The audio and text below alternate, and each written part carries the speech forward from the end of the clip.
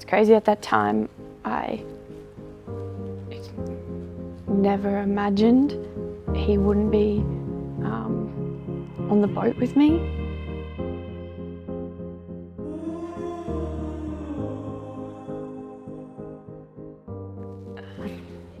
Sorry.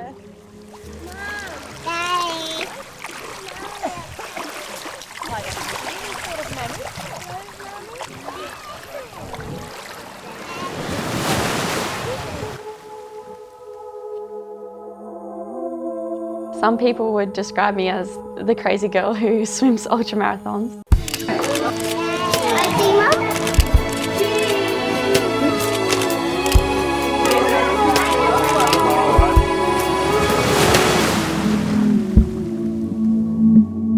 Happy birthday, dear Nancy! Hooray! Hooray!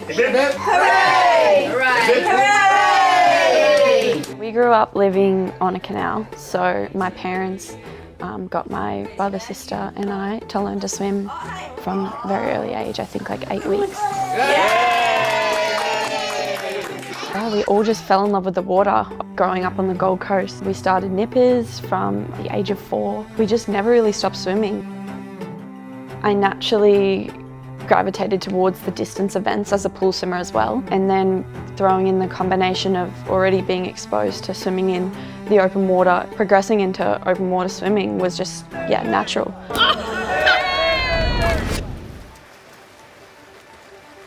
I did a 57-kilometre marathon in Argentina last year, so that took 9 hours, 33 minutes.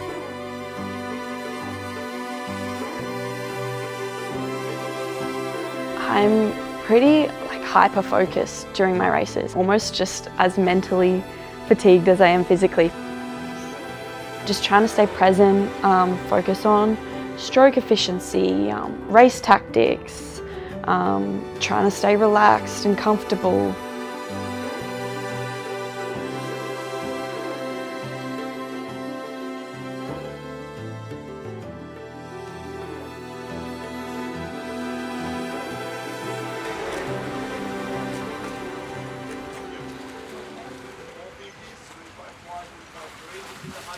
I think a lot of people hesitate to ask me about my dad because they think that it will upset me or it'll be awkward, but I love talking about my dad and I never want to stop talking about him. He is the best person I know. I think he was born to be a dad. He just lived for us kids and he wouldn't have had it any other way. He worked incredibly hard, not to just provide for us, but to make sure we lived amazing lives. He really instilled that work ethic in my siblings and I. I'm sorry. He grew up on the beach as well. We grew up going surfing together or having body surfing competitions. He was an incredibly positive person. He really tried to enforce this idea, the power of the mind, that we could do anything if we believed in ourselves. My dad was my biggest support system. He was the last person I would want to talk to before I dove in, and the first person I'd want to talk to as soon as I finished a race. He gave the best hype up talks of all time. First day of school, Indy's excited, and look at this, uh-oh. Mad's sad because Mad wants to go to school too. Oh dear. Next week, darling, next week. To be completely honest, once you hear the word cancer, your mind automatically goes to all the worst outcomes.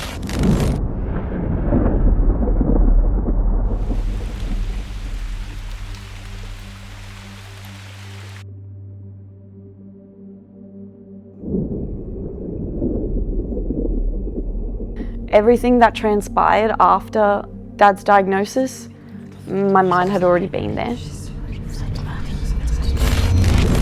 When you first hear that word, it's like nothing can prepare you for that. the hysteria, like the weeks that followed, like it's such a blur. I feel like that part of my life I hardly even remember, but I do remember my mum and dad coming home from an oncologist appointment, and they had just found out that Dad's cancer had spread to his brain. And I just remember looking at Dad's face, and I think it was the first time in my entire life I'd seen him scared. That's when I knew. And I was just hysterical, like I couldn't even breathe.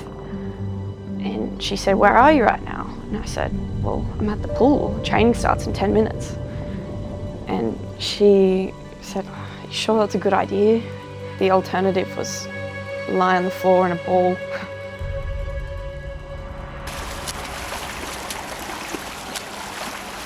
What I do in ultramarathon swimming, like not knowing how or if I can keep going and having to talk to myself, find a way to keep going.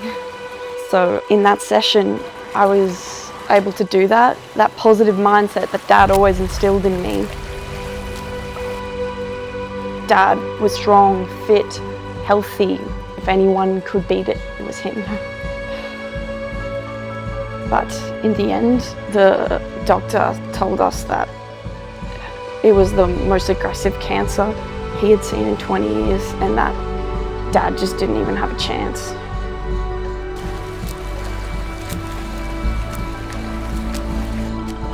If I just kept putting one foot in front of the other, something to help me keep moving forward. So it's like I had this support around me, and yet still just, I don't know, feeling so, incredibly alone. It's hard to describe, and it's hard to imagine until you're in it.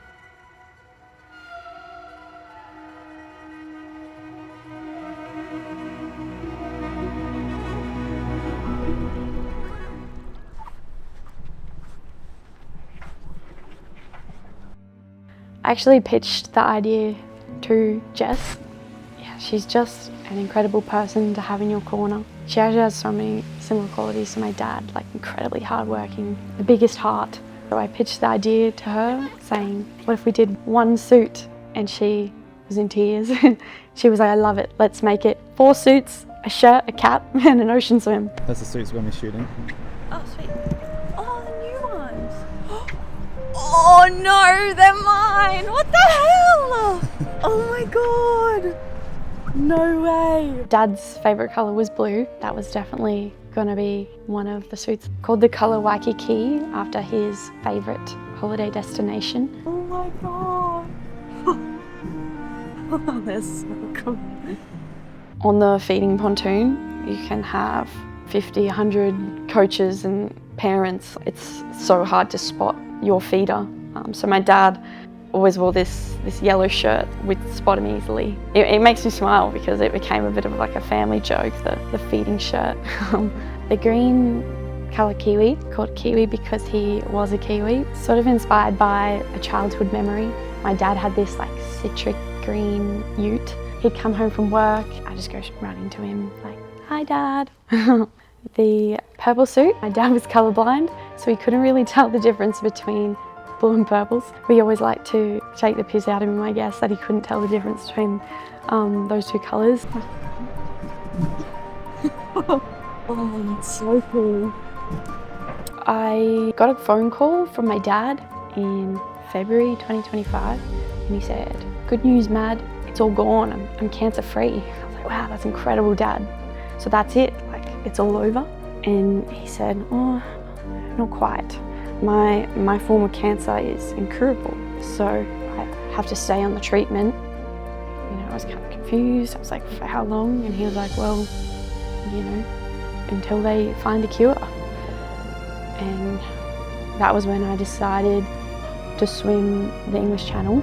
I thought maybe if I can raise some money for research, for clinical trials, for breakthroughs, maybe, you know, my dad could have a better chance. It's crazy, at that time, I never imagined he wouldn't be on the boat with me. Watching my dad in the fight of his life, and yet he was more concerned with how him having cancer would affect my mum, my siblings and I than how it would affect him.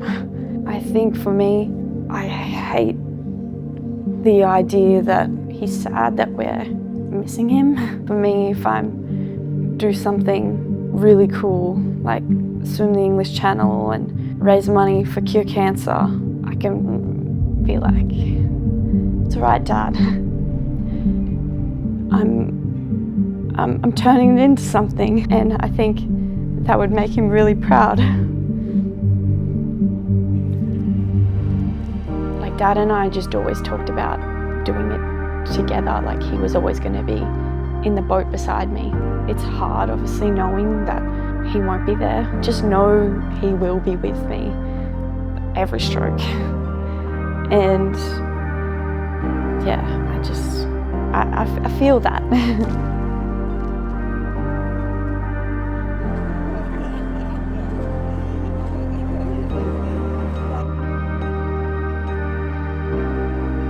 I tried to swim recently and I did a couple of laps and I was so bored I got out.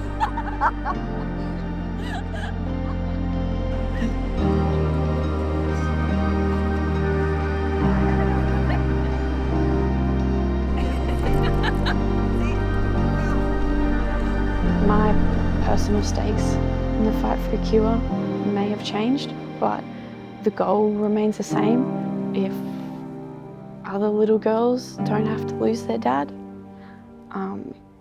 yeah, it'd be pretty amazing.